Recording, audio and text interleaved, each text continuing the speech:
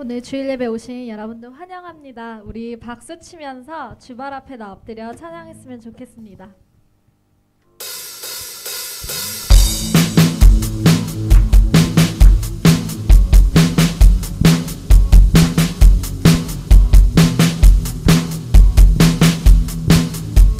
주발 앞에 엎드려. 주발 앞에 나 엎드려 주만 간절히 원해 계신 곳 나 바라봅니다. 근심 속에 주 찾을 때 모든 비로 내려놓고 소나게 모두 드리니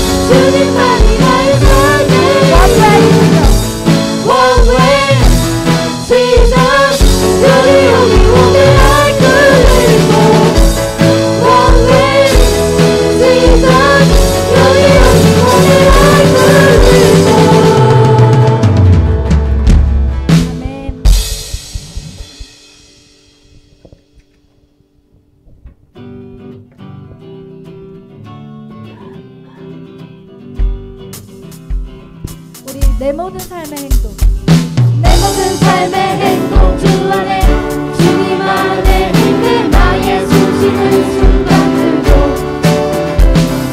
내 모든 삶의 걸음 주 안에 내 기도 주 안에 나의 숨쉬는 순간들도 내 모든 삶의 행동 주 안에 주님 안에 있는 나의 숨쉬는 순간들도 내 모든 삶의 걸음 주 안에 내 기도 주 안에 나의 숨쉬는 순간들도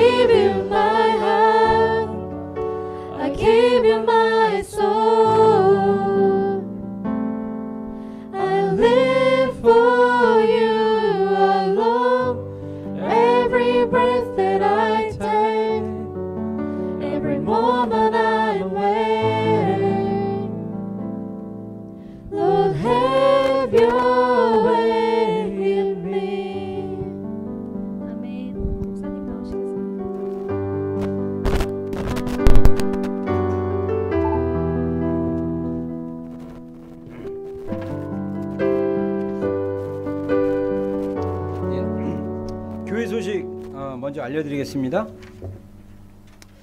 여러분들 주보 뒷면에 보면 우리 간단한 교회 소식이 있는데, 먼저 어제 인터컵 비전 스쿨 처음 시작해서 우리 교회 몇몇 지체들이 좀 참여를 했는데, 아마 요번 돌아오는 주 토요일 날 참여를 해도 이 5주 강의인데 이게 가능한 걸로 참여가 가능한 걸로 알고 있거든요. 그래서 좀 많이 참여해서 이렇게 선교에 대해서 좀 배우는 그런 시간 좀 가졌으면 좋겠고요. 우리가 월요일마다 그 북한 구원 아웃대화 광장에서 피켓 들고 이렇게 전단지 나눠주는 일들을 하는데, 지난 월요일 날은 그 한인교회 다니는 한 가정이 같이 참여를 해서 좋은 시간 좀 가졌습니다. 그래서 우리 지체들은 좀 한 달에 한 번이라도 꼭 이 아웃대화 광장에서 하는 그 북한 구원을 위한 그 캠페인, 그걸 여러분들 좀 참여했으면 좋겠습니다. 오늘 우리 교회 처음 우리 방문한 우리 지체 있는데요. 오래간만에 온 한국에서 2년 반 만에 혜은자매, 전혜은자매입니다. 우리 먼저 환영합니다. 우리 혜은자매가 지금 한국에서 이제 일을 하고 있는데, 한 2년 전에 이제 한국 가기 전에 저희 교회에서 이제 리더였나? 리더로 섬겨가지고 우리 그 동찬 형제랑 해갖고 뭐였지? 두란노였나? 두란노였어요? 그때 두란노 GP 그때 처음 셀 시스템으로 바꿔가지고 했는데 엄청 부흥한 아주 그래가지고 막 그냥 2배로 부흥했던 그런 셀이었습니다. 전설의 혜은. 근데 이제 그래서 우리 리더로 섬기는 세미 자매도 막 혜은이 언니랑 그때 뭐 선이 언니랑 잘 챙겨줬다고 막. 그래서 좋았던 그런 언니였는데 한국 갔는데 지금 이제 한 2달 정도 가족이 여기 있기 때문에 방문하고 다시 이제 11월 말에 가게 되어 있습니다. 그래서 가기 전까지는 꼭 계속 나오도록. 집은 이제 저쪽 망이랑이 배인가? 집이? 망이랑이 아니라 마이랑이 쪽인데, 힘들더라도 계속 나오도록 하세요. 자, 그 다음에 우리 김요한 형제, 환영합니다. 우리 요한 형제는 옛날에 제가 고등학교 때인가 중학교 때인가 고등학교 때 제가 한 2년 정도 특별 지도했던 우리 학생이었는데 지금 아주 건장한 청년이. 요한이가 몇 년생이지? 90. 야, 그렇게 컸구나. 그때 막 학생 때 제가 막 가르쳤던 우리 요한입니다. 환영합니다. 또 혹시 우리 인사할 사람 있나요? 없습니까? 자, 우리 그러면 합심기도 제목이 있죠? 우리 플레이어 코너 이렇게 보면 6가지 우리 같이 기도할 제목이 있는데, 한 2분 정도 우리 요 기도 제목을 가지고 함께 좀 기도한 시간 갖겠습니다. 기도하겠습니다. 하나님, 기름 부음의 능력이 배가 돼서 하나님 나타나는 제가 되게 해주십시오. 주님, 또 우리 비전교회가 더욱더 영혼들을 구원하고 기도의 전심으로 이렇게 헌신되어 있는 하나님, 그런 우리 비전교회가 되게 해주십시오. 하나님, 뉴질랜드 정말 동성애 결혼 이제 법안이 2차 이제 통과하려고 하고 있는데, 하나님 더 많은 반대들이 일어나서 하나님 이 법안이 반드시 부결됨으로 하나님께 영광 돌릴 수 있도록 도와주십시오. 하나님, 매주 월요일마다 있는 우리 오클랜드 통일방과 기도회를 통해서 교회들을 깨우고 북한에 대한 관심과 중보 기도의 불이 일어날 수 있도록 하나님 우리 가운데 역사하여 주시옵소서. GP 리더들이 정말 성령 충만하게 하여 주시고, 또 GP 리더들이 훈련을 통해서 계속적으로 자라가고 성장할 수 있도록 주님 역사하여 주시옵소서. 우리 GP 공동체가 정말 하나님 배가 되어서 성장함으로써 하나님께 영광 돌릴 수 있는 우리 비전교회 우리 GP들이 될 수 있도록 주님 역사하여 주시옵소서. 주님을 찬양하며 높여드립니다. 주님 함께해 주십시오. 주님 감사합니다. 제가 기도하겠습니다. 주님, 우리 안에 정말 하나님이 주시는 큰 믿음을 주셔서 하나님이 현재 우리를 보는 것이 아니라 하나님이 우리를 향한 그 계획과 비전을 볼 수 있는 그런 큰 비전의 사람들이, 믿음의 사람들이 될 수 있도록 주님 역사하여 주시옵소서. 하나님, 오늘 또 예배의 순서에 따라 우리가 예물을 하나님께 드리려고 합니다. 주님 흡양하여 주시고, 주님이 기뻐하시는 재정 되게 하여 주시고, 오병이어의 기적이 일어날 수 있도록 도와주시고, 우리 특별히 이곳에서 공부하거나 직장생활 하는 우리 지체들을 주의 이름으로 축복합니다. 정말 한국에 있거나 또는 이곳에 있는 부모님들 또 어느 나라에 있든지 우리 부모님들과 형제 가족들을 자매 가족들을 다 정말 주님의 보호하심 가운데 붙잡아 주셔서 2012년 하나님의 축복을 누릴 수 있는 강건함을 누릴 수 있는 우리 귀한 우리 비전교회 지체들의 가정들이 될 수 있도록 우리 부모님들 될 수 있도록 주님 축복하여 주시옵소서. 감사드립니다. 예수님의 이름으로 기도했습니다. 아멘. 우리 찬양하면서 준비하신 예물 하나님께 드리겠습니다.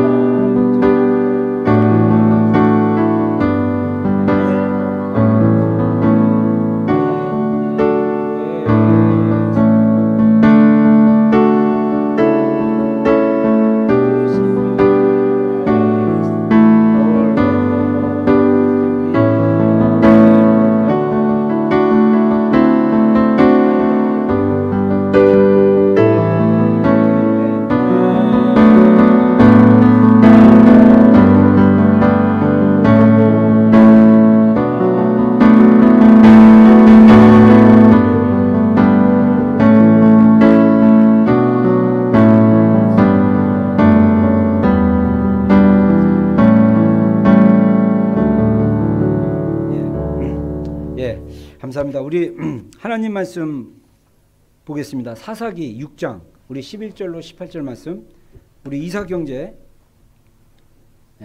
봉독해 주시겠습니다. 구약성경 사사기 6장 11절로 18절 말씀까지.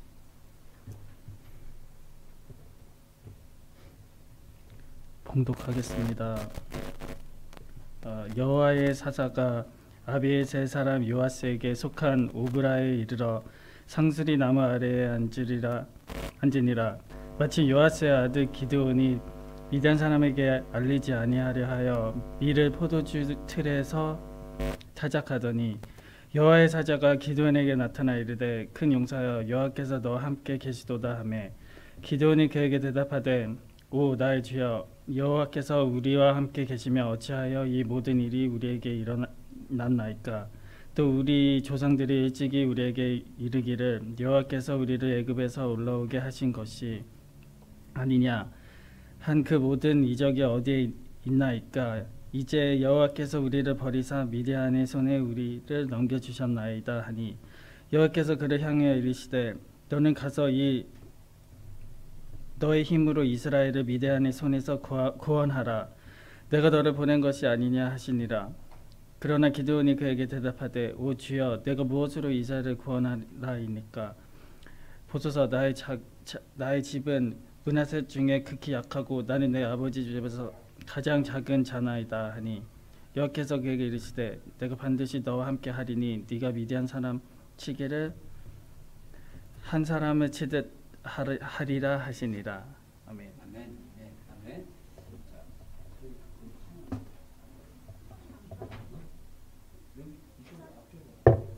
저기 우리 그 말씀 듣기 전에 찬양 한번 하겠습니다. This is my desire. 우리 한번 다시 한번 고백해 볼까요? 우리 This is my desire. 우리 한번 고백하는 시간 좀 갖겠습니다. 좀 우리 가사 생각하면서 우리 좀 고백할까요? 네. 저기 은진자매는 그 좋은 좀 통역 좀 해주세요.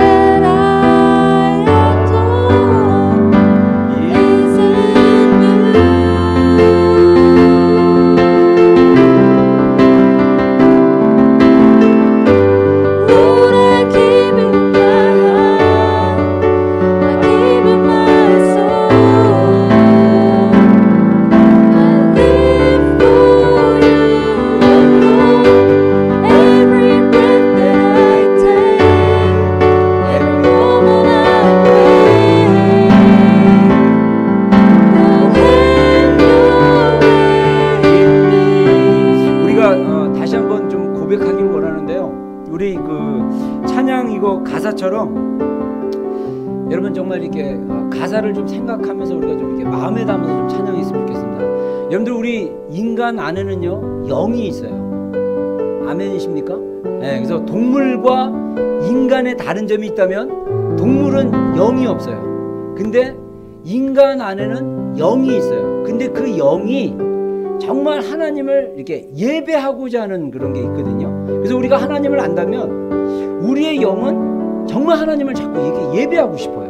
근데 안타깝게도 우리의 신앙이 아직도 많은 부분에 있어서 이렇게 그 뭐라 그럴까 그 하나님을 영으로 찬양하는 것을 이렇게 잘 모르는 경우가 굉장히 많아요. 그래서 웰컴. 네.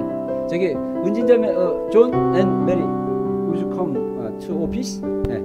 메리 왔어 여기 지금 왔어. 네. Now arrive 메리. 네. 네. 자 은진 가서 통역해 주세요. 우리 arrived. 네. 자 그래서 저희 우리가 찬양할 때 여러분들 이 가사를 이렇게 좀 이렇게 생각하면서 정말 한번 고백했으면 좋겠어요. This is my desire. 그러니까 우리 영은요 뭔가 디자이어가 있다는 거예요. 여러분 디자이어가 뭡니까? 이 디자이어라는 번역을 이중으로 할 수 있는데 하나는 뭐냐면 나쁘게 보냐면 욕망이에요. 욕망. 인간 안에는요 막 욕망이 있어요. 나쁜 쪽으로, 안 좋은 쪽으로, 뭐 돈에 대한 욕망, 뭐 성공하고자 하는 욕망, 뭐 사람을 보고 막 좋아하는 그 욕망, 그런 욕망이 있는데 또 이 디자이어를 또 다른 영의 표현으로 하면 갈망이에요. 갈망. 그건 뭐냐면 내 영이 정말 하나님을 언어하고 싶은, 언어가 뭔지 알죠 여러분? 네.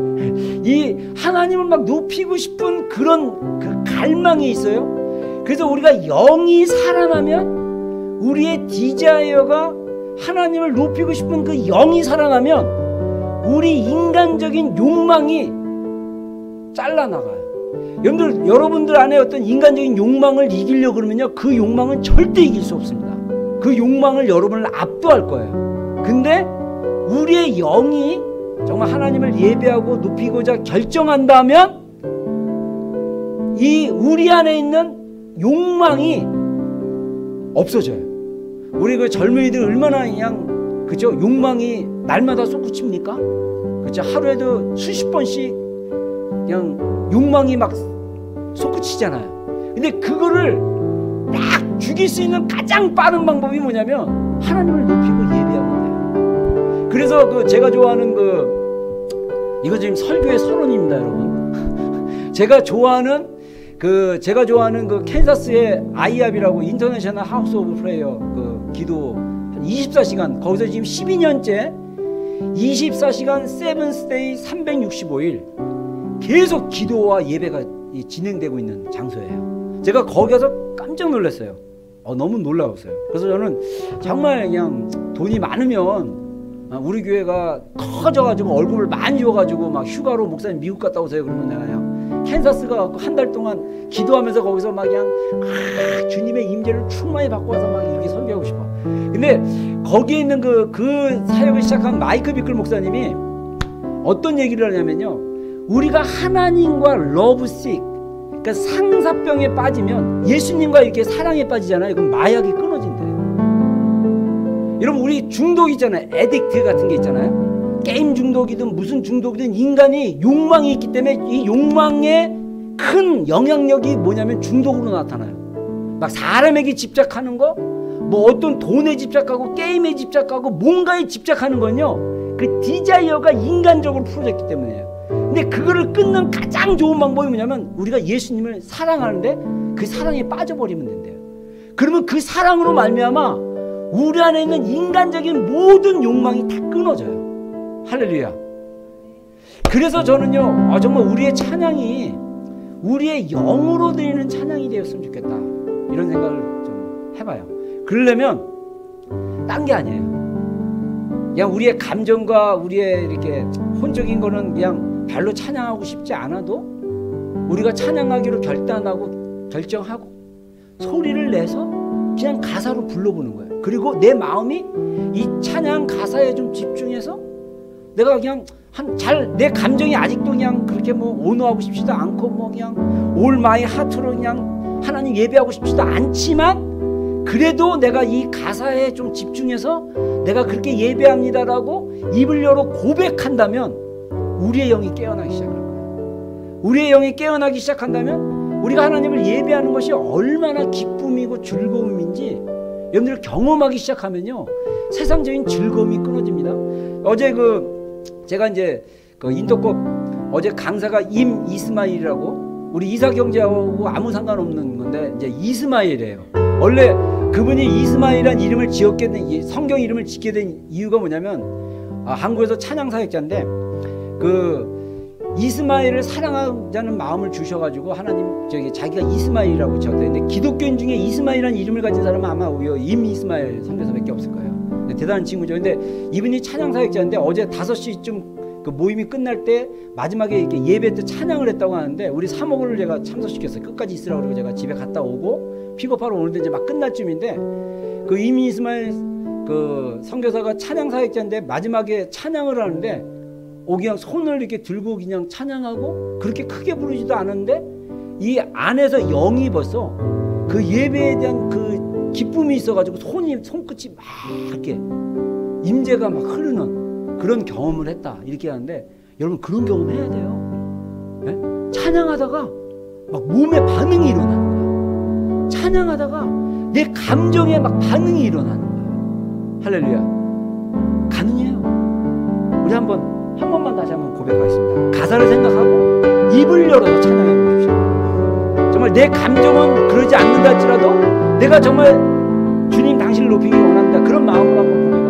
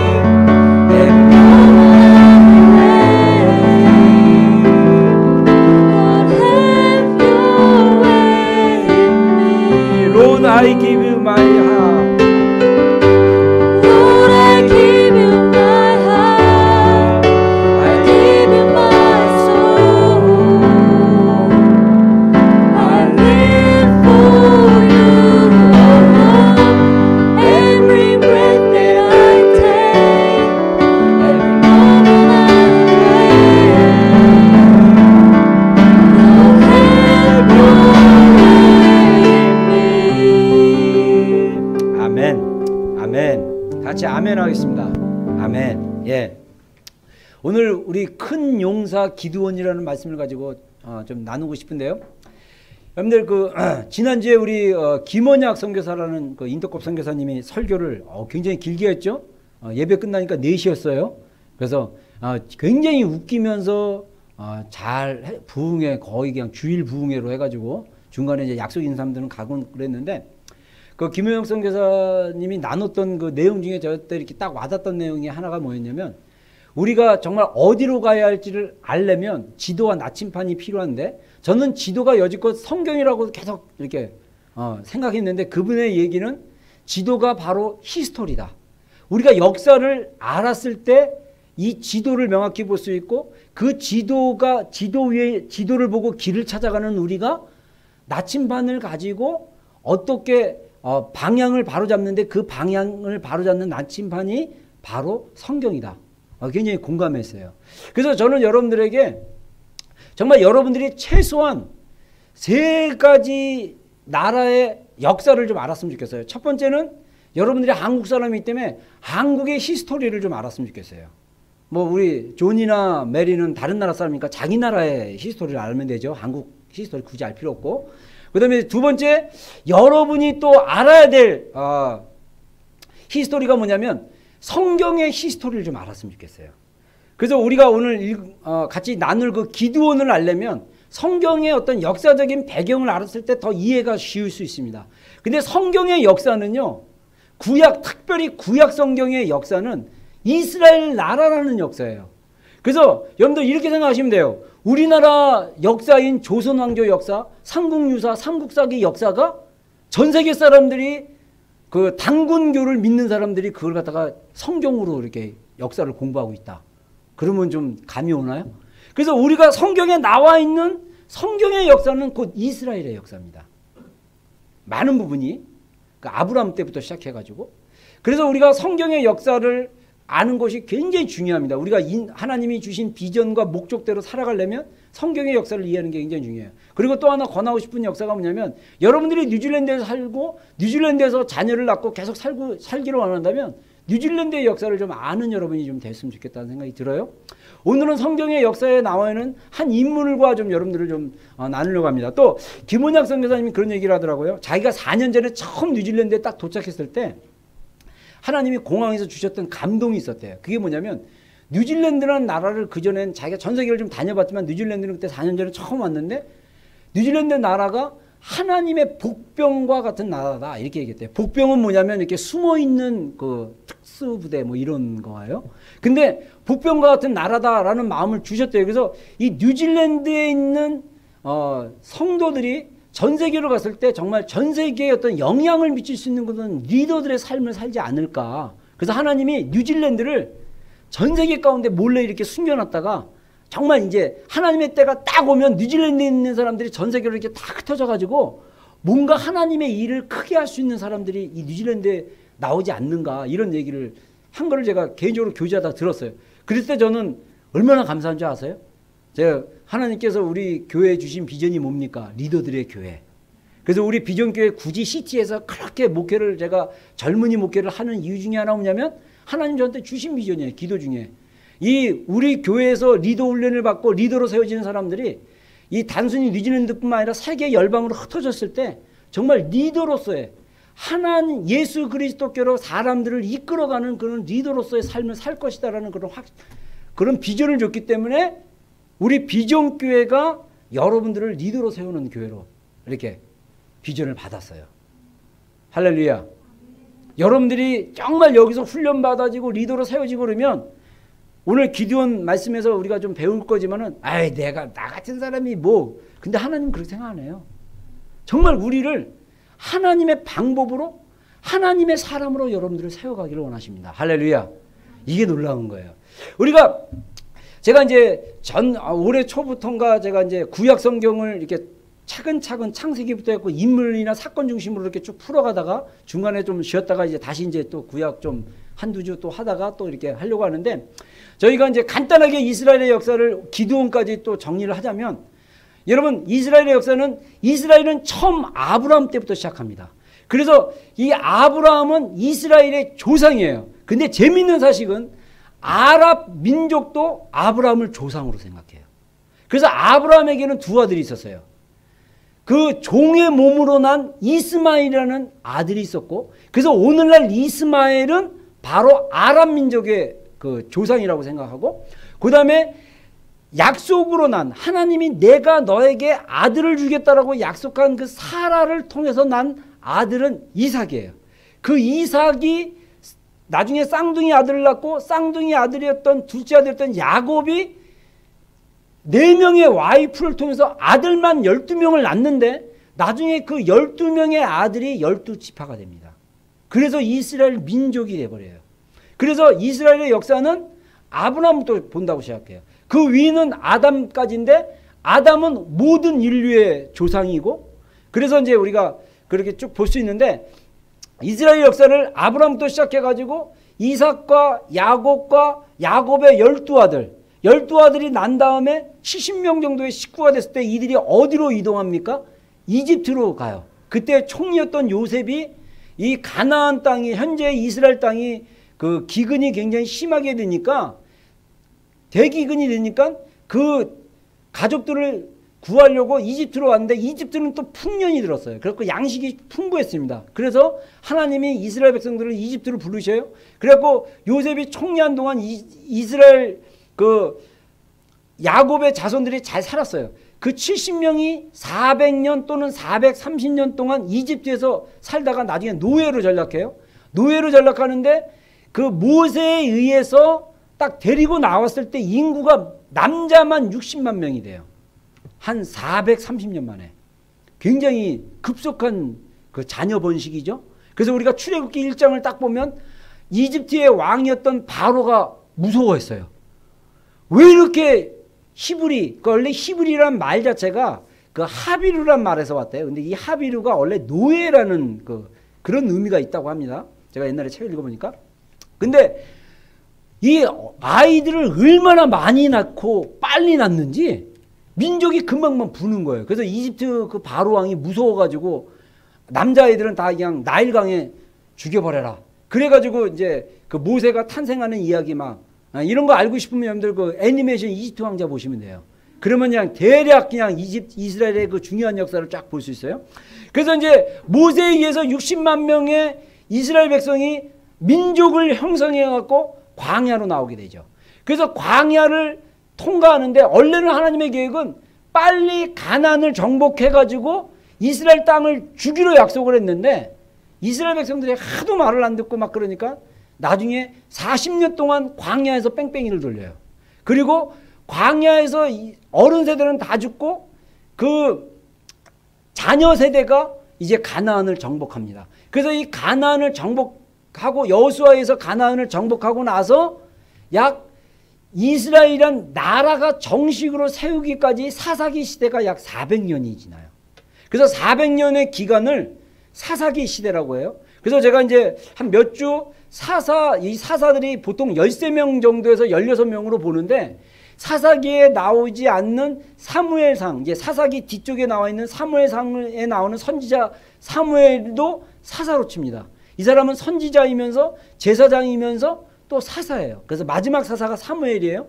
그래서 사무엘이 나라를 세우는데 굉장히 중요한 역할을 해요.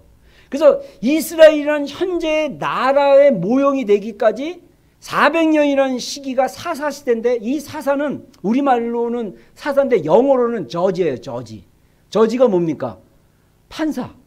그래서 우리나라는 이제 그 판사 그러면 사법고시 보고 국가시험 봐가지고 이렇게 판사로 임명되는 그런 건데 그 여러분들 그 서부 영화나 이런 데 보면 그 서부 영화 개척지에 이렇게 보면 보안관도 있는데 이 보안관도 그냥 시장이 막 세우고 사람들이 세우잖아요. 그렇죠? 그리고 또 이제 거기에 보면 판사들도 시민들이 투표해서 막 판사 뽑고 막 그래요. 그러듯이 민간 판사 제도라고 생각하면 돼요. 한국에는 그런 제도가 없었는데 아무튼 이게 성경에서 나온 제도인데 성경에서는 이 사사들을 하나님 뽑을 때 어떻게 뽑았냐면 하나님이 일방적으로 뽑으셨어요. 그래서 하나님이 그냥 너 사사해 딱 해갖고 사사로 부르시는 거예요. 그럼 그 사람 사사 되는 거예요. 얼마나 편해요. 고시도 없어. 시험도 없어. 자격 조건도 없어. 하나님 마음대로. 굉장히 좋은 것 같아요. 하나님 마음대로 그냥 뽑으시는 게. 아무튼 사사가 이렇게 됐어요. 근데 이 사사는요, 임시직이었습니다. 그래서 그냥 어려움이 있을 때 딱 리더가 돼가지고 그냥 사사로 활동하고 막 그랬어요. 근데 여기 사사 시대에 한 400년 기간 동안 어떤 영적인 사이클이 있었어요. 이 사사기 1장부터 끝나는 것까지 이 영적 사이클이 계속 돌아갑니다. 그건 뭐냐면 네 가지 사이클인데, 하나는 뭐냐면 이스라엘 백성이 하나님을 좀 섬기다가 하나님 섬기면서 또 이방신을 섬겨요. 그 이방신을 섬겨서 타락하게 돼요. 그리고 막 삶 속에서 죄를 져요. 그러다 보니까 하나님이 죄 지은 사람들에게는 하나님은 공의 하나님 때문에 벌을 주십니다. 그래서 벌을 주셔요. 그 벌이 대부분 뭐냐면 이웃 나라나 이웃 민족들이 괴롭히는 거예요. 그래서 오늘 보면 이 이스라엘이 누구로부터 통치를 받냐면 미디안 족속으로부터 7년 정도 압제를 받고, 또 가을에 농사 져가지고 막 수확하면 도적대가 나타나가지고 다 이걸 뺏어가고 막 그랬대요. 그래가지고 오늘 본문에 보면 기드온이 어디에다가 이 타작한 곡식을 숨겨놓냐면 포도주 틀에다가 이렇게 숨겼다고 합니다. 여러분들 뉴질랜드도 와인이 많이 나는데, 여러분들 이렇게 TV 같은 데 보면 와인 나면 그 와인을 갖다가 그 포도를 열매를 맺어가지고 그 포도를 그 통 안에다 넣잖아요. 근데 이 포도의 양이 많으면 이 저장 탱크가 굉장히 커요.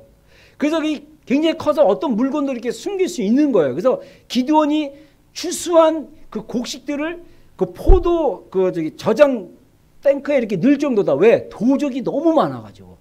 근데 그러면 이스라엘 나라에는 군사가 없었냐? 있었어요. 근데 이 도적을 이길 만한 어떤 그런 군사력이 없었던 거예요. 근데 하나님이 그거를 심판으로 사용하셨다는 거예요.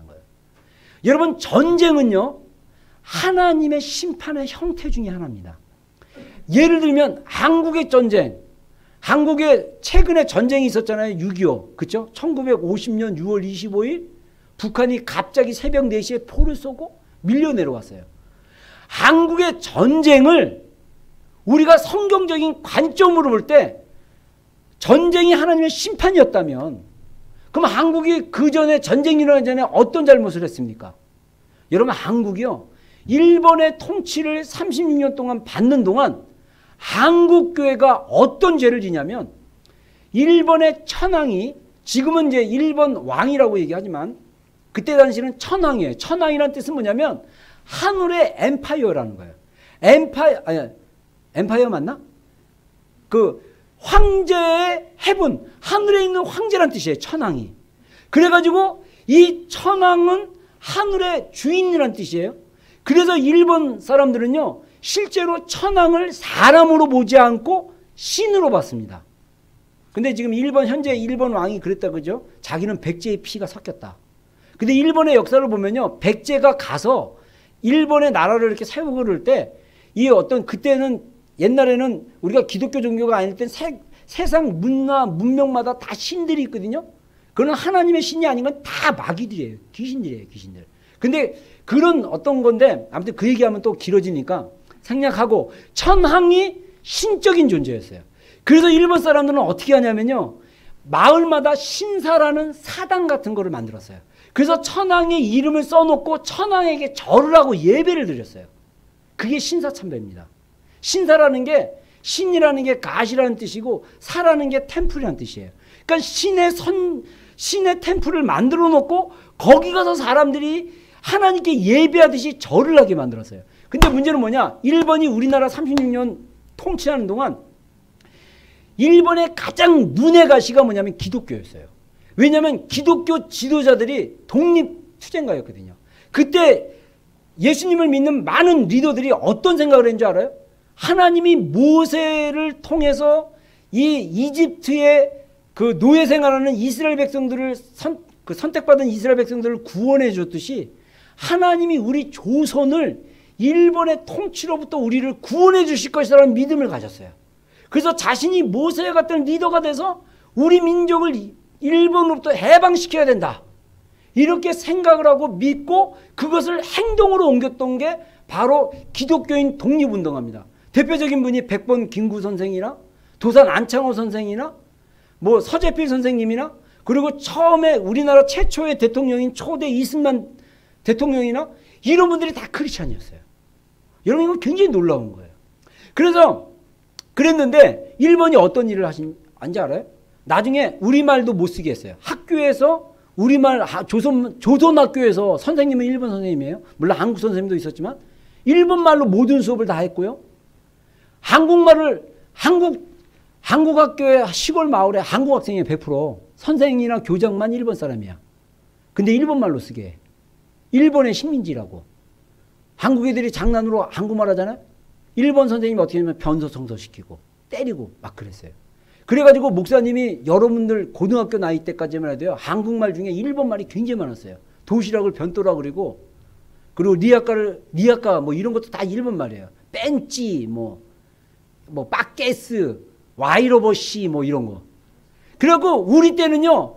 모든 현장에 일본말이 굉장히 많이 남았어요. 그래서 저도 일본말 굉장히 많이 썼어요. 단어들. 근데 그 정도로 영향을 받았어요. 그다가 또 하나 일본 사람들이 했던 게 뭐냐면 이름도 일본식으로 바뀌어라. 일본의 패밀리 네임은 글자가 둘이거든요. 그래서 여러분들 순자, 영자는 다 일본말식 표현입니다. 자자 들어가는 거는. 일본식 이름이에요. 순자, 영자, 철자 뭐 이런. 그리고 또 저기 막 일본 사람들이 또 하나 한 게 뭐냐면 교회에 어떤 영향을 미쳤냐면 너희가 예배 드리는 건 좋은데 예배 드리기 전에 너희가 천황에게 절을 해라 그랬어요. 근데 하도 핍박하니까 교회가 합의를 합니다. 어떤 합의를 하냐면 예배 전에 묵도하심으로써 예배를 시작하겠습니다. 이게 원래는 이 묵구도라는 말에서 나오는데 이게 뭐냐면 천황에게 절했던 그 흔적이래요. 물론 우리가 이제 그렇다고 지금 우리 교회는 묵도를 안 하지만 일반 교회에서 묵도하시면서 예배 시작합니다. 그러면 천황에게 묵도하는 건 아니고 하나님께 묵도 예배 드리지만 그 단어의 형식이 어디부터 왔냐면 일제시대 때 천황에게 먼저 묵도하고 예배를 시작했어요. 그러면 그거는 뭐냐면요. 하나님께 드리는 예배에 천황을 신으로 인정하는 거예요. 근데 교회에서 어떻게 해석을 했냐면 이거는 정치적인 행위다 라고 해석을 함으로써 교회가 일본의 우상 숭배를 가지고 온 거예요. 그래서 일본이 1930년대 그때부터 신사참배를 강요를 했는데 신사참배를 거부한 교회는 문을 닫게 했어요. 그래서 그때 당시 침례교가 교단이 없어져 버렸어요. 우리 침례교 같은 경우는 교회적으로 이 묵도는 우상숭배다. 천황을 신으로 보기 때문에 우상숭배이기 때문에 우리는 믿을 수 없다. 우리는 할 수 없다. 그러니까 너희들 교회 문 닫아. 그래서 법적으로 교회 다 닫아버리고요. 교회 다 불질러버리거나 문을 닫아버리고 교회 재산 다 팔아버리고 교회 모든 건물 등기부를 총독부에서 다 가져가버리고 막 그랬어요. 거기에 인정하는 교단과 교회만 인정해 줬어요. 그래서 교회가 살아남으려면 우상숭배해야 되는 거예요. 그래서 어떤 분은 뭐라 했냐면 6.25 전쟁이 하나님의 심판이다라는 얘기예요. 우상숭배했던 우리 민족에 대한 심판이다라고까지 얘기합니다. 여러분 이처럼 우리가 사사기에서 또 배울 수 있는 교훈이 뭡니까? 우리가 죄를 지면요 하나님의 벌이 따라요. 여러분 하나님의 벌이 여러 가지 방법으로 옵니다. 막 여러 가지 방법으로 와요. 다칠 수도 있고 뭐 관계에서 힘들게 할 수도 있고 막 여러 가지 벌이 올 수 있어요. 그랬을 때 이게 마귀로부터 온 거냐? 내가 죄를 지음으로써 하나님으로부터 잘못된 거냐? 여러분 성경에 보면요 하나님은 사랑한 자에게 채찍을 주신다 그랬어요. 징계를 주신다 그랬어요. 그래서 여러분들이 죄를 졌는데 바로 징계 오면요 여러분들 할렐루야 해야 돼요. 회개하고 돌아서면 돼요. 근데 징계가 왔는데도 에이 재수없는 일이 당했나 보다. 그러다 보면 더 큰 징계가 계속 오는 거예요. 진짜예요 여러분들. 저도 옛날에 20대 때 저 정말 순수했거든요. 그때 묻지 않는 신앙을 가졌어요. 그러다가 군대 말년에 제가 약간 하나님 보시기에 정직하지 않는 삶을 살려고 약간 그랬어요. 그러니까 하나님의 징계가 바로 오더라고. 저는 그때 하나님의 징계가 딱 왔을 때요. 이거는 하나님이 원하는 것이 아니나 보다. 그래서 저는 그걸 안 했어요. 할렐루야. 이거 놀라운 거예요. 저는 그때 알았어요. 뭐였냐면요. 후배가 여자 소개시켜준다고 해갖고 근무 시간에 몰래 거짓 외박을 나가는 거예요. 그거 불법이잖아요. 하나님 보시기에 얼마나 불법. 근데 그거는요. 그때 곧장 의무경찰이었기 때문에 서울 이렇게 주경기장 이런 데 경비 쓰고 있어갖고요. 저희가 제복을 한번 쫙 빼입으면요. 자매들이 굉장히 환호했어요. 막 그냥 여기 하얀 마우라에 독수리가 오륜마크를 딱 발톱으로 물고 딱 서 있는 그 마을에다가 이 바지에다가 링을 차고 철렁철렁하고 다니면 막 구두는 앞뒤로 그냥 매끈매끈한데 파리가 앉다가 막 낙상할 정도로. 그래갖고 실제로 입에 고춧가루가 있나 없나를 갖다가 구두 워커를 보면 딱 고춧가루가 보일 정도로 닦았어요. 제가 닦은 게 아니라 제 후배들이. 그럴 정도였기 때문에 근무 시간에 여자 만나고 오고 막 이런 거 괜찮았어요. 다 그냥 당연하게 생각했어요. 그래서 저는 남들이 하는 당연한 걸 한번 해보려다가 하나님이 그걸 막으시는데 어떻게 막으시냐. 평소에 소대장이 점검을 하러 내무반에 오지를 않는데 요즘은 생활관이라고 그러죠. 그날따라 인원 점검한다고 근무 인원 점검한다고 점검하러 오는 거야. 근데 나는 이제 근무 나간 걸로 돼 있거든요. 가라로. 그래서 저는 이제 그때 폼 잡고 막 애들 앞에서 야, 나 오늘 여자 만나러 가는데 쫙 이러면서 막 폼 잡고 있는데 갑자기 소대장이 딱 들어오는 거예요. 어떻게 합니까? 테이블 밑으로 숨었어요. 가슴이 콩콩 뛰면서 하나님 이 위기로부터 도와주십시오. 근데 소대장이 저를 못 보고 나갔어요. 그래서 제가 그 만남을 캔슬시켰습니다. 주님의 뜻이 아닌가 보다. 그래갖고 제가 근무지로 나갔습니다. 할렐루야. 이게 하나님의 징계예요. 우리가 하나님의 말씀대로 살지 않을 때 하나님이 사람을 보내는 어떤 일들을 벌여요. 그랬을 때 여러분들 그것이 내가 죄를 짓거나 잘못 하나님 편에 서지 않았을 때 오는 징계인가 아닌가를 점검하면 빨리 돌이키면 돼요. 근데 그렇게 안 된다. 그러면 이제 사사기의 3단계. 울부짖어 기도할 때까지 하나님이 구원자를 보내주지 않아요. 그거 이스라엘 백성들이 막 7년 동안 미디안의 통치를 받고 막 괴로움을 당합니다. 막 도적질 당하고 막 그냥 물건 강탈당하고 막 그냥 너무 힘들어요. 그러니까 이스라엘 백성들이 어떻게 하냐. 성경에 보니까 막 울부짖어 기도해요. 하나님 도와주세요. 하나님 도와주세요. 그러니까 하나님이 그 기도를 듣고 구원자를 보내십니다. 그게 바로 사사예요. 여러분 우리 삶의 많은 부분이 사람을 통해서 해결된다는 사실 아십니까? 여러분 우리가 하나님 편에 서 있고 깨닫고 있으면요. 하나님이 나를 공고한 일을 당해서 하나님께 부르짖는 사람을 돕는 사람으로 나를 보낼 수도 있어요. 할렐루야. 그러면 그 사람은 하나님의 응답인 거예요. 하나님께 도와달라고 기도했는데 어떤 사람이 딱 나타나서 도와줘. 그게 응답인 거예요. 이게 놀라운 거예요. 이게 하나님의 섭니다. 그래서 사사기에서 이 4가지 사이클 하나님께 불순종하고 죄지면 하나님의 징계가 와요. 그리고 부르짖고 도움을 구하면 하나님이 울부짖고 기도해요. 그리고 구원자를 보내셔요. 그래서 이 사이클이 400년 동안 일어나요. 그래서 사사가 13명이 사사기 시대 때 일어날 만큼 이스라엘 백성들이 죄를 짓고 돌아서고 죄를 짓고 징계를 받고 또 하나님께 도와달라고 기도하고 막 이래요. 여러분 우리가 하나님의 편에 있을 때 하나님의 말씀대로 살지 못하고 있다면 여러분들 그러면 우리 삶이 좀 고달플 거예요. 여러분 제가 늘 얘기하지만 우리 크리스천들의 삶은요. 기대 만빵인 삶을 살아야 돼요. 여러분 우리의 삶은요. 즐거워야 됩니다. 그리고 기대감이 있어야 됩니다. 할렐루야. 근데 우리의 삶이 기대감과 즐거움보다는 두려움. 누가 날 괴롭혀서 괴롭고 이게 잘 안 풀려서 괴롭고 이래서 괴롭고 이래서 괴롭고 이래서 괴로우면 정말 우리가 점검해 봐야 돼요. 내가 하나님의 말씀대로 살고 있느냐? 아니면 내가 말씀을 떠나서 살기 때문에 그러는가? 점검해 봐야 돼요. 그리고 우리가 하나님께 어떻게 하냐? 기도하셔야 돼요. 하나님 도와달라고. 여러분 하나님은요. 우리를 도와주시는 분이에요. 여러분 제가 다시 구약 성경을 이렇게 공부하면서 구약을 보면요. 이스라엘 백성 징해요. 지긋지긋해요. 하나님 믿다가 떠나고 또 양다리 거치고 하나님도 믿고 이것도 믿고 막 나 같으면 승질나서 그냥 때려쳐 할 건데 하나님 정말 긍휼히 여기시고 오래 참으신 분이에요. 참으셔요. 그리고 기도하면 또 들어줘. 근데 또 죄져. 그러면 또 징계하고 부르짖게 한 다음에 또 기도하면 또 들어줘. 또 죄져. 400년 동안. 이거 지긋지긋해요. 근데 여러분 그게 하나님의 사랑이에요. 근데 매를 덜 맞는 인생이 낫지 않아요? 그럼 죄 안 지면 돼요. 죄를 안 지면 매를 덜 맞아요. 내 인생에 좀 매 맞는 인생 같다. 내 인생이 잘 안 풀리고 너무 힘들다. 그러면 회개하시고 하나님의 도움을 구하셔요. 여러분 하나님은 공의로운 하나님이기 때문에 우리가 죄 가운데 있으면 하나님은 우리를 사랑하기 때문에 내비두질 않는 거예요. 근데 만약에 하나님이 우리를 사랑하지 않잖아요. 냅둬요. 그래서 죄를 져도 악한 죄를 졌는데 더 막 깊은 죄를 지고 있다. 야, 하나님 나 이제 신경 안 쓰나 보네. 기쁘다 그러면 그거는 슬퍼해야 돼요. 하나님이 잠시 버려두면요. 정말 무서워요. 그래서 거기서 헤어나지 못하면 개죽음 당할 수도 있어요. 요즘 개죽음 당하는 경우가 굉장히 많잖아요. 그렇죠? 죄송합니다. 이게 너무 표현이 격해서. 개죽음이라는 건 뭐냐면 쓰잘데기 없이 죽는 거.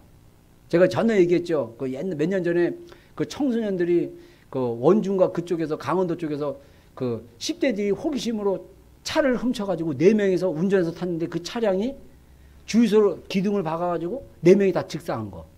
그게 개죽음이에요. 술 처먹고 야, 차 훔쳐보자. 이거 갖고 놀아보자. 놀았는데 다 죽어버렸어. 이 얼마나 헛된 죽음입니까? 그 중에 크리스찬이 있다면 얼마나 불행한 거예요. 여러분 친구 잘 사귀어야 돼요. 그 친구가 나쁜 짓 하다 오는데 그 나쁜 짓 하다가 괜히 덤탱이로 벌 받는 경우도 있어요. 이것도 아멘 해야 되나? 진짜 좋은 친구, 그 좋은 친구와 함께 삶을 나누는 것도 굉장히 중요합니다. 아무튼 이런 사사기의 이야기가 있는데 하나님이 이 사사들을 부르셨어요. 그래서 우리가 기드온에서 설교가 이제 거의 끝났기 때문에 간단하게 2가지를 얘기하자면, 첫 번째, 하나님이 기드온을 선택하셨는데 그 선택 기준이 뭐냐? 하나님의 주권적인 선택이라는 거예요. 여러분, 하나님의 주권적인 선택은 놀라운 거예요. 여러분, 하나님이요, 기드온을 선택했을 때, 기드온뿐만 아니라 사사를 선택했을 때 하나님이 특별한 기준을 두지 않았다는 사실을 아세요? 하나님이 사람을 선택했을 때 그 특별한 기준을 두고 선택하지 않고 하나님의 주권적인 선택에 의해서 하나님이 사람들을 선택하셨어요. 와, 놀라워라. 그래서 이 하나님의 주권적인 선택을 우리가 신학적인 또는 성경적인 비유로 토기장이 비유의 이야기에서 많이 얘기해요. 그래서 예레미야, 여러분들 나중에 보면 예레미야 18장이나 또는 로마서 9장에 보면 이 토기장이 비유를 들면서 하나님이 토기장이다. 그리고 우리는 그릇이다. 그래서 예레미야 18장 보면요, 하나님이 이스라엘 백성들에게 알려주시기 위해서 뭐라고 하냐면 예레미야한테 토기장이들이 토기를 만든 지옥을 가보라 그래요. 갔더니 이 토기장이가요, 이 흙으로 토기를 만들다가, 이 토기라는 게 이게 만약에 흙으로 했다면 이런 토기, 이런 그릇 같은 거 만들다가 토기장이가 그릇이 마음에 안 들어요. 그럼 토기장이가 이거 마음에 안 들어. 던져버려. 깨져버려. 그리고 이거 다시 뭉쳐가지고 다시 그릇을 만드는 거예요.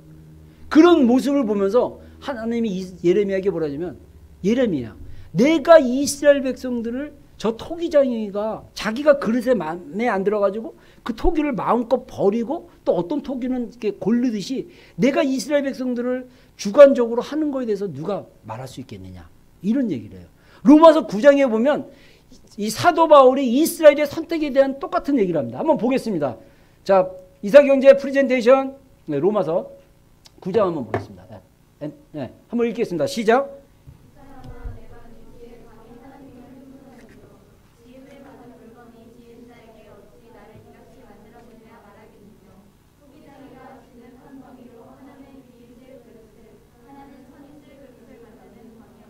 예. 자, 토기장이가 이 그릇을 만드는데 어떤 거는 이 보석을 담는 그릇을 만들어야지, 어떤 거는 우리 옛날에 그 요강이라는 게 있었거든요. 여러분들 혹시 아세요? 저도 어렸을 때 요강 많이 썼어요. 그 요강은 뭐냐면 집에 있는 변기예요. 뚜껑까지 딱 있어갖고 꽃을 그려줘서 거기서 똥하고 오줌을 다 쌀 수 있어요. 그래서 요강은 요강이에요. 근데 어떤 그릇은 그냥 보기가 되게 흉해요. 근데 거기에 다이아몬드가 들어가 있으면 보석함이에요. 그렇죠? 그 주인 나름이에요. 그래서 토기장이가 이 그릇은 내가 여기다가 보석을 담아둬야지, 요거는 내 똥오줌을 담아둬야지, 이렇게 선택할 수 있는 권리가 없는 거예요. 그러지, 왜 나는 똥을 닫습니까? 막 이렇게 따질 수 있어요? 없다는 거예요. 하나님의 주권이라는 게 이런 거예요. 하나님이 나를 택하셨으면요, 왜 택하셨나 고민하지 마시고 감사합니다 하면 끝이야. 여러분, 너무나 놀라운 게 우리 인생에 일어나는 많은 의문들이요, 하나님의 주권을 인정하면요, 그 의문들에 대한 해답을 쉽게 받을 수 있어요. 여러분들 따질 거 없어요. 그냥 하나님이 그렇게 했다 그러면 그랬다고 그러면 되는 거예요. 동성애가 왜 죄입니까? 따질 거 없어. 성경에서 동성애가 죄라 그러면 죄로 인정하면 됐지. 끝.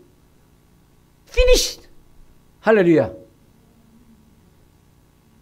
왜 따질 필요 없다니까. 하나님이 그렇게 우리를 창조하셨고 그렇게 만지셨어요. 이게 하나님의 전적인 주권입니다.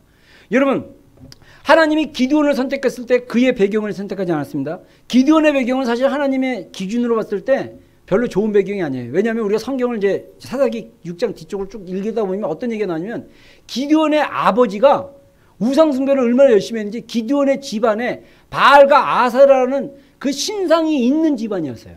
그래서 기드온이 천사로부터 사사라는 소명을 받고 첫 번째 한 일이 뭐냐면 아버지 우상들을 갖다가 다 뽀개버리는 거였어요. 그것도 얼마나 많은지 기드온 집에 있는 하인 10명을 데리고 우상을 다 부실 정도예요. 대단한 우상이 엄청 많은 집안이었죠. 그랬는데 하나님이 그를 선택했어요. 우리가 하나님이 우리를 선택했다라는 것을 믿기 어려워하는 부류들이 있습니다. 모태신앙들. 모태신앙들은 우리 부모님이 교회 다녔고 예수님 믿었기 때문에 나는 당연히 예수님 믿었다고 생각하기 때문에 하나님의 주권적인 선택을 잘 믿어지지가 않는 거예요. 근데요, 모태신앙이라도 모태신앙들이 못된 신앙으로 가는 경우가 굉장히 많아요. 그래서 우리가 정말 하나님의 믿음으로 이렇게 세워져 가는 거, 하나님의 선택은요, 모태신앙이든 그 집안이 정말 하나님과 철저히 반대되는 집안이든 어떤 집안이든 하나님이 우리를 하나님의 자녀로 부르셨고 하나님의 성도로 부르셨고 우리를 구원하는 자로 부르셨다는 게 너무나 놀라운 신비인 거예요. 자, 따라하겠습니다. 하나님, 저를 선택해 주셔서 감사합니다. 할렐루야. 따지지 마세요. 그리고 여러분들, 하나님의 주권 중에 하나가 뭡니까? 하나님이 우리를 선택하시되 어떻게까지 선택합니까? 나라까지 다 정하셨어요. 성경에 보면 하나님이 지경과 그 지역을 정하셨다고 그랬어요. 그리고 성경에 보면 또 시편에 보면 하나님이 우리 엄마의 뱃속에서 나를 지음받았을 때 나를 알으셨다고 그랬어요. 태어나고 나오니까 우리 집안이 완전히 안 좋은 집안이에요? 태어나서 보니까 우리 부모님이 별로 안 좋은 분이에요? 태어나서 보니까 내 나라가 별로 안 좋은 나라예요? 그러니까 막 의심이 많어. 그러니까 하나님께 막 따지는 거야. 피곤합니다. 따질 거 없어요. 그냥 편하게 하나님이 나를 이렇게 보내셨구나. 할렐루야. 그러면 모든 의문이요, 싹 사라져요. 그냥 하나님 나를 이렇게 부르셨구나. 나를 한국 사람으로 부르시고, 여러분들 감사할 게 얼마나 많은지 아세요? 여러분들 북한에 태어났다고 생각해 보세요. 어제 우리 사모가 이제 자기 전에 저희들이 어제 갑자기 책을 잡았는데 이 책이 너무 재밌어갖고 새벽 1시까지 책을 읽다가 잤어요. 근데 우리 사모가 읽었던 책은 강철한 씨라고 나는 다시 탈북하고 싶다라는 특별한 영화 그 영상에 나오는 사람인데 이 사람이 태어나는 건 일본에서 태어났어요. 근데 일본에서 10살까지 있다가 부모님이 그때 70년대인가 북송선을 타고 68년생인데 그 북송선을 타고 70년대 중반인가 10살 됐을 때니까 70년대 중반이겠죠. 68년생이니까 78년도에 갔겠네. 북송선을 타고 북한으로 갔어요. 근데 부모님이 북한으로 가기 전까지 일본에서는요 엄청 부자였대요. 근데 이 강철한 씨가 일본에서 10살까지 살다가 북한에 가서 제일 동포로서 북한에서 막 그때 뭐라고 꼬셨냐면 이 북한은 지상 낙원이기 때문에 제일 동포들한테 너희들 북한에 와서 살면 모든 게 다 공짜고 너희들 행복할 수 있다 그랬어요. 아마 강철한 씨 아버지가 고향이 북한이었는지 몰라요. 가족이 다 갔어요. 강철한 씨 인생이 어떤 정인지 아세요? 그 요독수용소라는 곳이 있는데 거기서 탈북하다가 잡혀가지고 10년인가 6년 살았나 보다. 6년 살았는데 거기서요 쥐는 없어서 못 잡아먹고요 개구리 같은 경우는 날로 그대로 먹었대요. 그리고 거기서 막 어제 막 그거 읽으면서 저희 사모가 뭐라냐면 이 북한 빨리 구원을 시켜야 되는 거 아니야?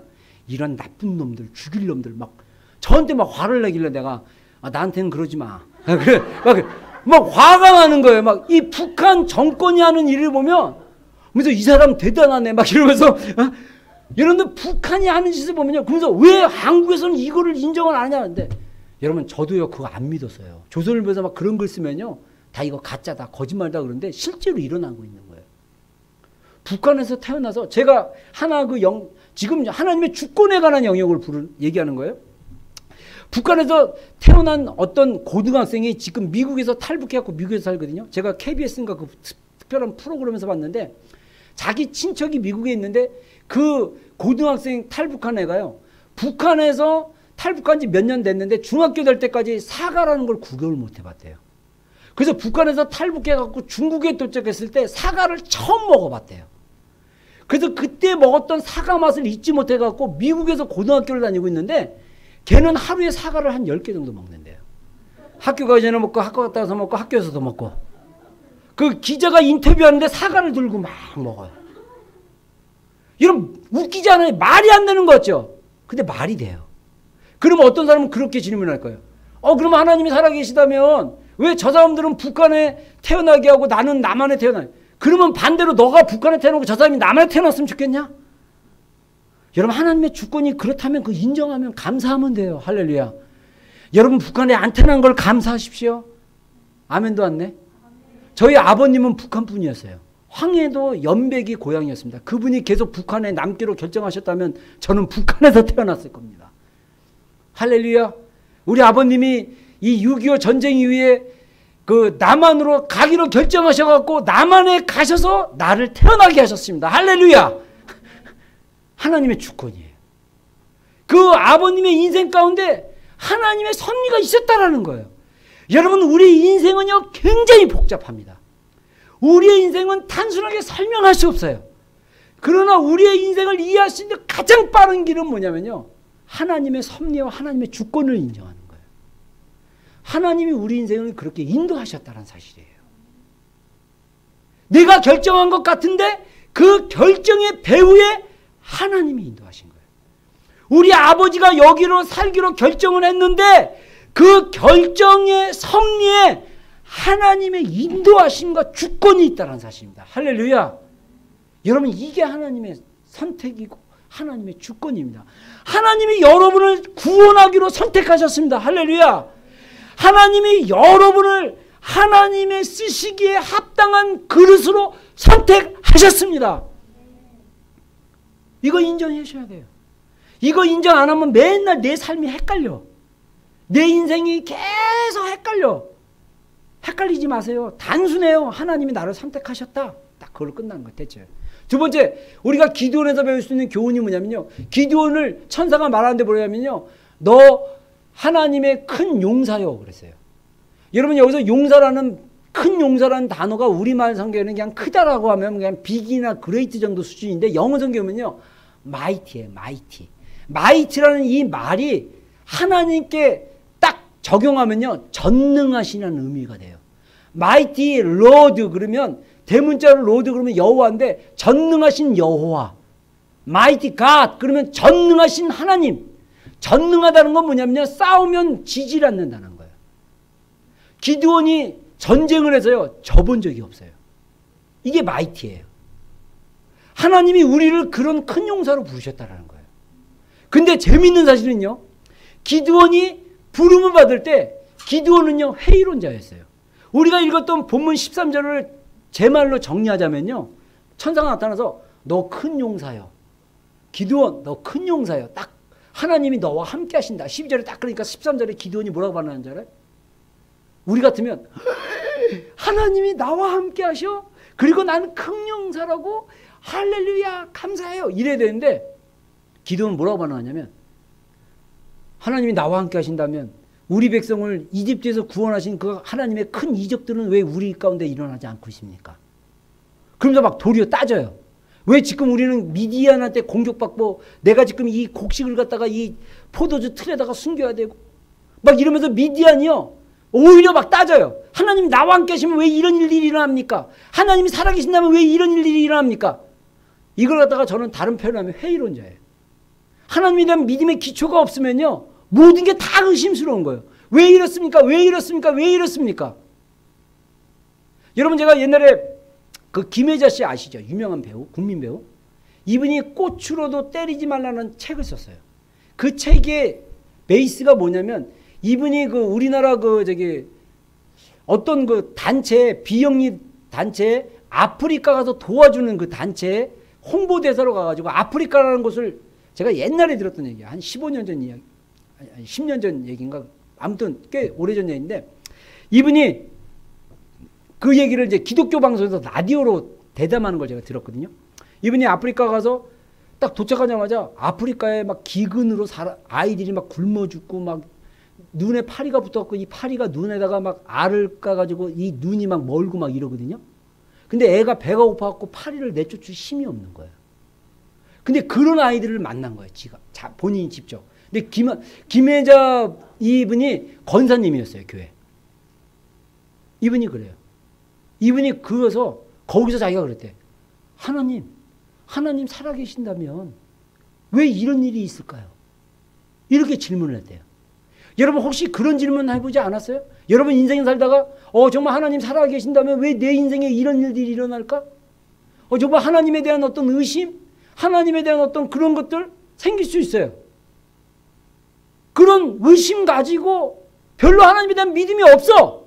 근데도 불구하고 하나님이 기드온을 향해서 너 하나님의 큰 용사요. 그런다는 거예요. 와, 놀랍지 않아요? 여러분, 우리의 미래는요, 현재의 모습을 보고 우리의 미래를 보면 여러분들의 미래는 어떻습니까? 창창합니까? 암울합니까? 흥분됩니까? 우울합니까? 대답들을 안 하시네? 속으로 대답하세요. 여러분의 현재의 모습을 보고 나의 미래는 화창하고 기대되고 멋질 거야. 그래서 아침마다 일어날 때마다 샤워할 때마다 룰루랄라 룰루랄라 내 인생은 즐거워 막 이러고 룰루랄라 이렇게 합니까? 아이고 지겨워 학교 가기 싫어. 아우 직장 가기 싫어. 뭐 하기 싫어 막 이런 인생입니까?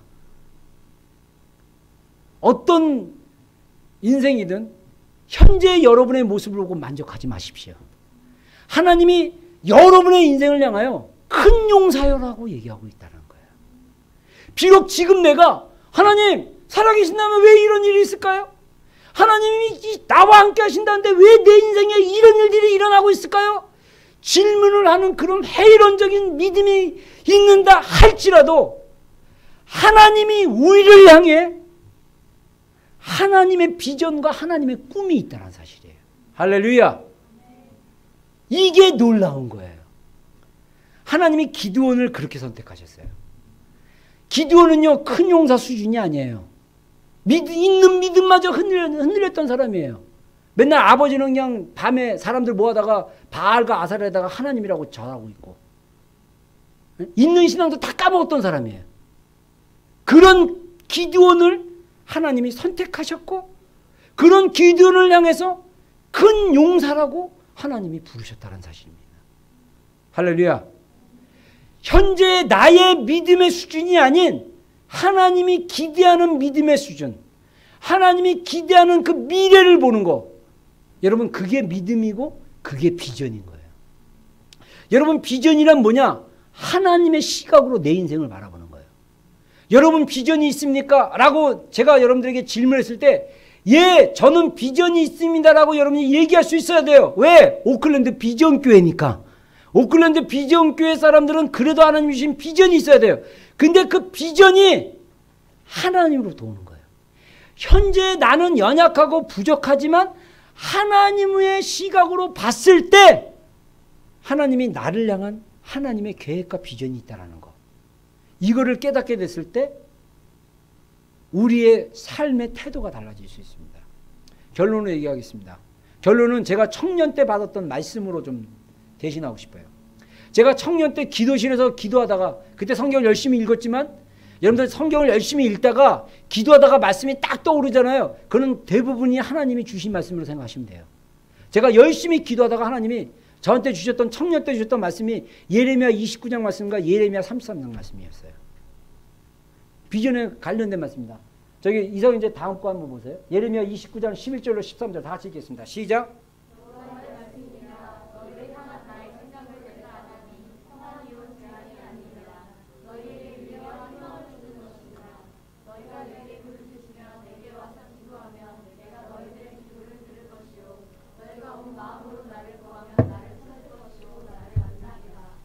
아멘. 아멘입니까? 우리를 향한 하나님의 생각은 뭐라고요? 평안이다. 재앙이 아니고 평안이다. 너희 미래와 희망을 주려는 것이다. 할렐루야. 제가 이때 사실 제가 너무나 힘든 시기를 통과했을 때였어요. 재정적으로 저희 부모님이 등록금 안 대줬죠. 그래서 매 학기마다 저는 등록금 문제 놓고 기도해야 됐죠. 정말 힘들고 어려운 그 청년기를 통과했을 때 기도 중에 하나님 주시는 거예요. 내가 너를 향한 비전이 있고 너를 향한 미래가 있는데 그거는 희망이다. 너는 할 일이 뭐냐? 내게 부르짖으라는 거예요. 그래서 제가 청년 때 부르짖는 기도를 그렇게 많이 했어요. 인생이 답답합니까? 하나님을 향해서 부르짖는 여러분이 되기를 주의 이름으로 축원합니다. 여러분 청년 때 하나님을 만나야 돼요. 너희가 온 마음으로 나를 구하면 나를 찾을 것이고 나를 만나리라. 오늘날 많은 성도들이 교회에 예배를 드리고 교회를 다니지만 그들이 하나님을 만났다고 고백하는 사람이 그렇게 많지 않은 이유가 뭐냐? 그것은 온 마음으로 하나님을 만나기 위해서 기도하고 부르짖고 하나님을 찾는 자들이 없기 때문이에요. 그리고 다음 구절을 보겠습니다. 예레미야 33장 2절부터 3절 다 같이 읽겠습니다. 시작.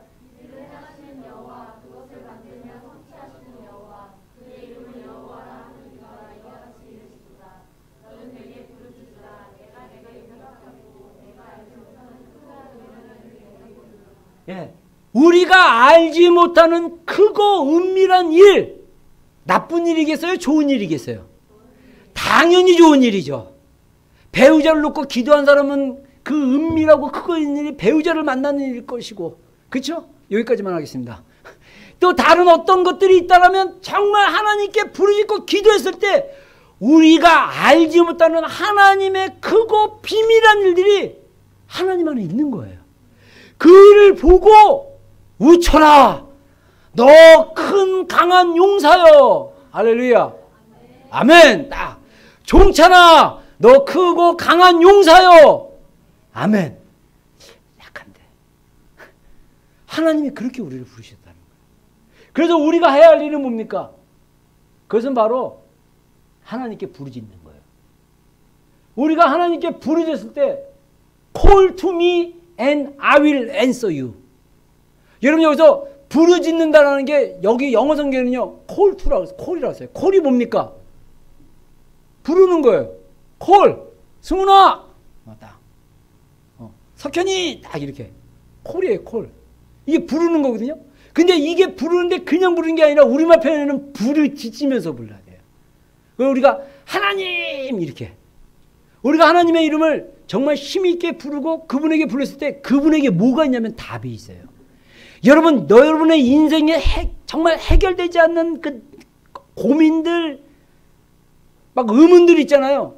하나님께 물어보세요. 하나님이 답을 다 가지고 계셔요. 할렐루야. 여러분, 하나님이 우리를 왜 기드온의 이야기가 성경에 쓰여졌을까요? 하나님은 우리를 기드온처럼 살라고 우리를 부르신 거예요. 기드온이 이런 부르심이 있었고 이렇게 하나님으로부터 인도하심을 받았기 때문에 너희의 인생도 기드온처럼 큰 용사로서의 삶을 살 수 있다라고 우리에게 교훈하기 위해서 하나님의 말씀이 우리 가운데 쓰여진 것입니다. 할렐루야. 저는요 우리 비전교회가 정말 기드온의 용사와 같은 리더들이 세워지는 그런 교회가 되기를 바라고 오늘 여기 있는 모두가 정말 기드온과 같이 하나님의 큰 용사로 세워지기를 주의 이름으로 축원합니다. 기도하겠습니다. 예 주님.